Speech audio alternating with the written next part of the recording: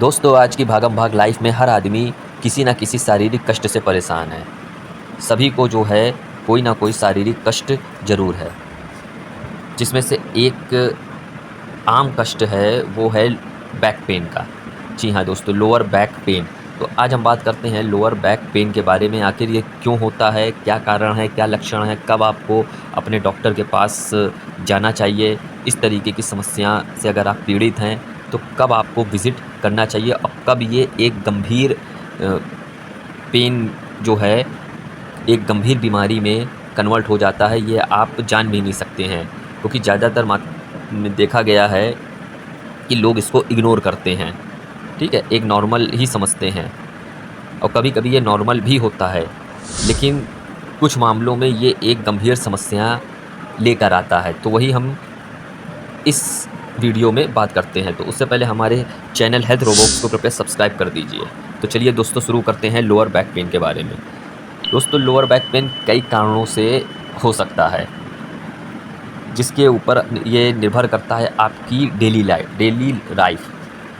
आपकी daily life क्या है, आपका डेली रूटीन क्या है, आप किस तरीके का वर्क करते हैं, हैवी ड्यूटी है कि आप जॉब ऑफिस वाले हैं, ठीक है, कि आप मतलब चलते फिरते ज़्यादा हैं, अब उसका काम है आपका। तो ये सब डिपेंड करता है, कई कारणों पर ही निर्भर करता है। तो वहीं अगर देखा गया है कि जो लोअर बैक पेन है वो हर एक व्यक्ति को, मतलब जो युवा है, पहले ये बीमारी जो है ये 70-80 साल के लोगों में देखी जाती थी, लेकिन आजकल ये बीमारी जो है वो युवा वर्ग है उनमें भी ये आम होती जा रही है और धीरे-धीरे ये चीज़ फैलती ही जा रही है। ज़्यादातर जॉब सेक्टर के लोगों में ये प्रॉब्लम बहुत अधिक मात्रा में देखी गई है, जो 9-9 10-10 घंटे कुर्सी पे बैठ के काम करते हैं, उनमें ये बीमारी ज़्यादा पाई गई है। तो लोअर बैक पेन के कई कारण हैं, क्योंकि इसका मेन कारण अगर हम बात करें तो वो आपका न्यूट्रिशन वैल्यू। जी हाँ, न्यूट्रिशंस की कमी, अगर प्रॉपर बॉडी में अगर आपको न्यूट्रिशन नहीं मिल रहा है तो उसके कारण भी ये लोअर बैक पेन की समस्या हो सकती है। क्योंकि अगर प्रॉपर न्यूट्रिशन नहीं मिल रहा है तो कैल्शियम की कमी हो सकती है आपके अंदर, मैग्नीशियम की कमी हो सकती है, जिसमें से सबसे मोस्ट इम्पॉर्टेंट है कैल्शियम। अगर कैल्शियम आपको पर्याप्त मात्रा में नहीं मिल रहा है तो आपको लोअर बैक पेन की समस्या हो सकती है। क्योंकि कैल्शियम जो है वो हमारी हड्डियों के लिए, हमारे टेंडन के लिए बहुत अधिक आवश्यक है। तो न्यूट्रिशन की जो कमी है उसके कारण भी लोअर बैक पेन की समस्या हो सकती है।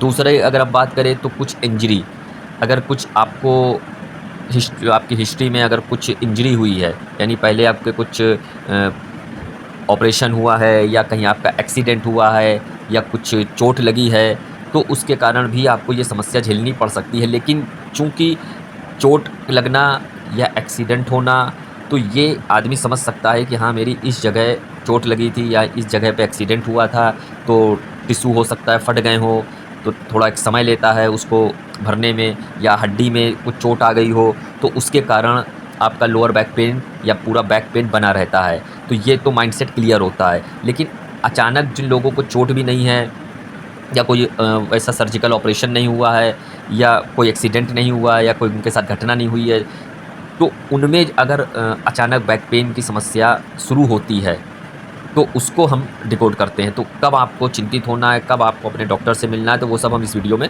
बात करते हैं। तो पहला तो हो गया, अगर आपकी प्रॉपर न्यूट्रिशन वैल्यू डाउन है, अगर आप प्रॉपर न्यूट्रिशन वाले फूड नहीं ले रहे हैं या कैल्शियम नहीं ले रहे हैं, तो उसके कारण आपको ये समस्या झेलनी पड़ सकती है।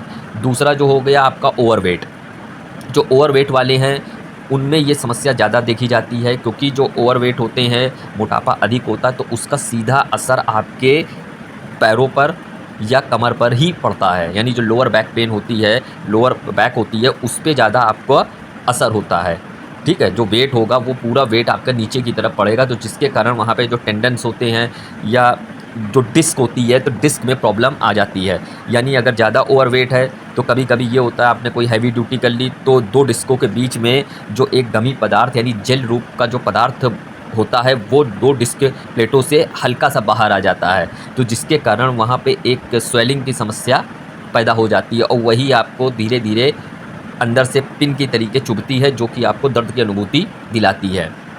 ये उसी प्रकार होता है जैसे 2 ब्रेड हैं, उसके बीच में अगर बटर भरा है, तो अगर उस पे दबाव पड़ता है तो 2 ब्रेडों के बीच से जो बटर बाहर आता है, ठीक इसी प्रकार हमारे जो रीढ़ की हड्डी होती है, जो लोअर बैक है, उसमें डिस्क होती हैं, उसमें एक जेल रूप पदार्थ होता है। वो जब आप हैवी ड्यूटी करते हैं या कोई भारी सामान जैसे उठा लिया या आपका ओवरवेट लगातार बढ़ रहा है, उस पे आपका ध्यान नहीं, कंट्रोल नहीं है, तो वो पदार्थ बाहर आ गया, तो वहाँ पे एक स्वेलिंग की समस्या हमेशा बनी रहेगी और वहीं से आपका लोअर बैक पेन चालू हो जाएगा। अगर तीसरे की नंबर की बात करें तो कभी-कभी कुछ लोग बहुत देर तक काम करते रहते हैं, बैठे-बैठे काम करते रहते हैं, तो जिससे उनके शरीर का जो दबाव है, यानी ऊपर का पूरा दबाव जो है वो नीचे लोअर बैक पे पड़ता है, तो उसके कारण भी वही डिस्क की समस्या उत्पन्न हो जाती है। ज़्यादातर जो ऑफिस वर्कर होते हैं उनमें ये प्रॉब्लम बहुत देखी जाती है। अगर हम और चौथी की बात करें तो कभी-कभी आदमी इन सब चीज़ों पे ध्यान देता है, लेकिन हो सकता है उसके अंदर कोई दूसरी बीमारी पनप रही होती है, जैसे कि किडनी संबंधी समस्याएँ, क्योंकि इसका सीधा असर जो है आपके लोअर बैक से देखा गया। अगर आपको किडनी में प्रॉब्लम हो रही है, ठीक है? आपका किडनी ठीक तरीके से फ़िल्ट्रेशन नहीं है, आपका क्रिएटिनिन बढ़ रहा है या आपके स्टोन्स हैं, यानी किडनी में अगर ऑक्ज़लेट बढ़ रहा है या स्टोन्स की मात्रा बढ़ रही है, तो आपको इसका सीधा असर बैक पेन, ठीक है? बैक पेन आपको होगा ही होगा। तो ज़्यादातर मामलों में अगर आपके ये किडनी में इन्फेक्शन है या पथरी है, तो भी बैक पेन जो है वो इंडिकेशन देता है कि आपके जो लोअर बैक में, तो ये कई कारण होते हैं जिसके कारण हमें पता चलता है कि किस वजह से ये चीज़ हो रही है। कुछ-कुछ मामलों में आप अगर इसके सतर्कता की बात करी जाए तो लोअर बैक पेन जो है दोस्तों, कुछ-कुछ लोगों में कुछ दिन होता है, 2 दिन हुआ या 3 दिन हुआ, उसके बाद अगर आपने प्रॉपर अपनी डाइट में चेंजेस करे, तो ये अपने आप हो सकता है। अगर न्यूट्रिशन की वजह से होगा तो आपने प्रॉपर डाइट लिया, आपने आराम किया, बेड रेस्ट किया, ठीक है? तो वो अपने आप ठीक भी हो जाता है। अगर न्यूट्रिशन की वैल्यू से होगा या कैल्शियम की कमी से होगा, तो आपने प्रॉपर कैल्शियम वाले फूड इंटेक करे, ठीक है? प्रॉपर न्यूट्रिशन वाले फूड इंटेक करे, ठीक है?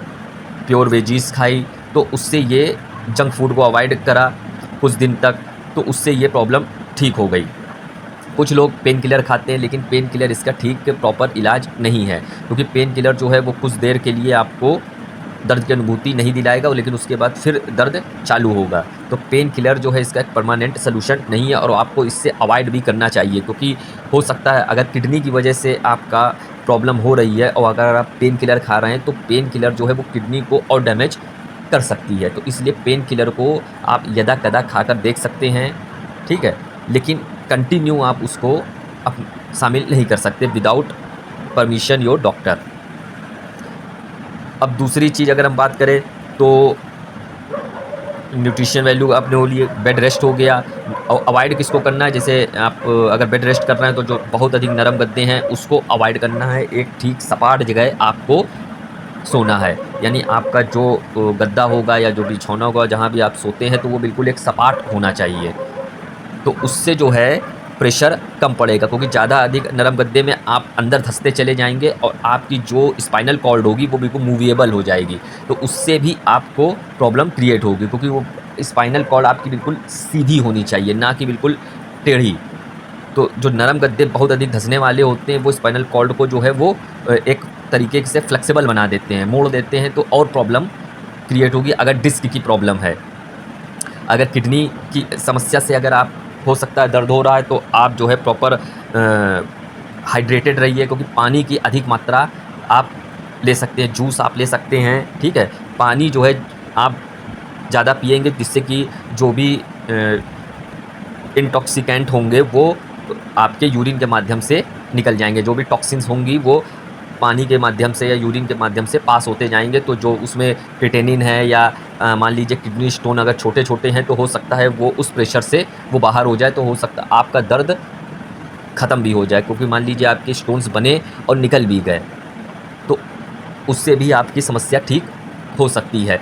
तो 3-4 दिन, 5 दिन, 10 दिन आप इन सब नुस्खे को, घरेलू नुस्ख़ों को आप आज़मा कर देख सकते हैं। और व्यायाम जो है यानी एक्सरसाइज़ जो है वो मस्ट है, ठीक है? अगर आपको लोअर बैक पेन है तो आप सुबह उठकर एक्सरसाइज़, नॉर्मल एक्सरसाइज़, ज़्यादा हैवी ड्यूटी वाली एक्सरसाइज़, क्योंकि कुछ लोग जो है वो अगर उनको बैक पेन की समस्या है तो वो हैवी एक्सरसाइज करते हैं। इसमें हैवी एक्सरसाइज को आपको बिल्कुल अवॉइड करना है, ठीक है? कोई डंबल नहीं उठाना है, कोई मतलब आपको हैवी कोई सामान नहीं उठाना है, ठीक है? कोई भी हैवी टाइप की एक्सरसाइज आपको नहीं करनी है। ना आपको उठक-बैठक मारनी है, कुछ नहीं, सिर्फ़ नॉर्मल आपको व्यायाम और एक्सरसाइज़ जो हल्की-फुल्की एक्सरसाइज़ होती है, वो आप कर सकते हैं। तो इन सब कारणों से आप चीज़ों को ठीक भी कर सकते हैं और ज़्यादातर मामलों में चीज़ें ठीक हो भी जाती हैं। अगर फिर भी आपकी समस्या बनी हुई है और लोअर बैक पेन के साथ-साथ आपको अगर कुछ लिथार्ज यानी आपको चक्कर जैसी समस्याएँ आ रही हैं या फिर आपको कमज़ोरी महसूस हो रही है या सुन्नपन हो रहा है, आप समस्या मतलब वो धीरे-धीरे बढ़ रही है, कमर के नीचे आपको नंबनेस महसूस हो रही है, ठीक है?